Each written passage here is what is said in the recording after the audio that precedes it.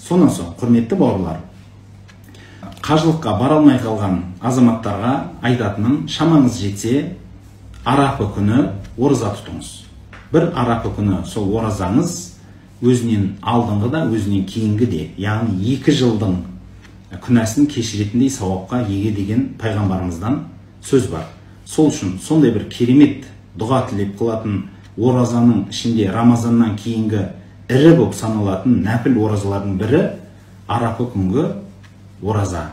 Ендеше Құрбан айттың арапысын сіз қажылықта болмасаңыз, үйде болсаңыз, уақытыңыз жетіп, шамаңыз, денсаулығыңыз көтерсе, сол күні ораза тұтыңыз. Ол 8 июль күні.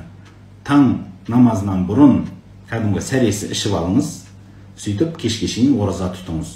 Тағы бір нүкте, пайғамбарымыз саллаллаху алейхи вассаламнан келген хадис бар.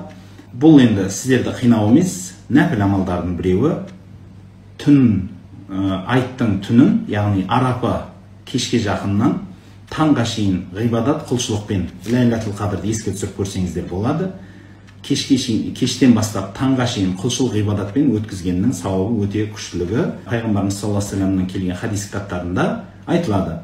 Осы нәрсені ұмытпай жасай алсаңыздар, кереметтей сіздердің Құдайдан сұрап қалатын Алланың алдындағы мінәжаттарыңыз, Аллаға пайғамбарымыз саллаллаху алейхи вассалам айтылған салауаттарыңыз арқылы сауап амалдар орындауға мүмкіншілік туып отқандығы бар.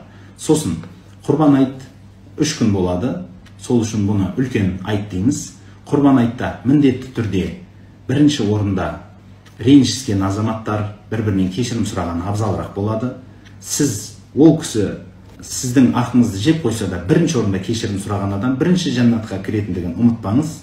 Сондықтан қатты ренжіген адам болса да, басқа болса да, жүрегіңіздегі осындай ұлы күннің ұлылығын пайдалана отыра, қуаныш сыйлауға әрекет жасаңыз. Жағдайы төмен отбасылар, ағайын туыстарыңыз, көрші қолаңдарыңыз болса, айт күні жағдайын сұрап, арнайы кіріп, сыйлық беріп кеткендеріңіз қандай керемет сол айттың белгісі болып саналады.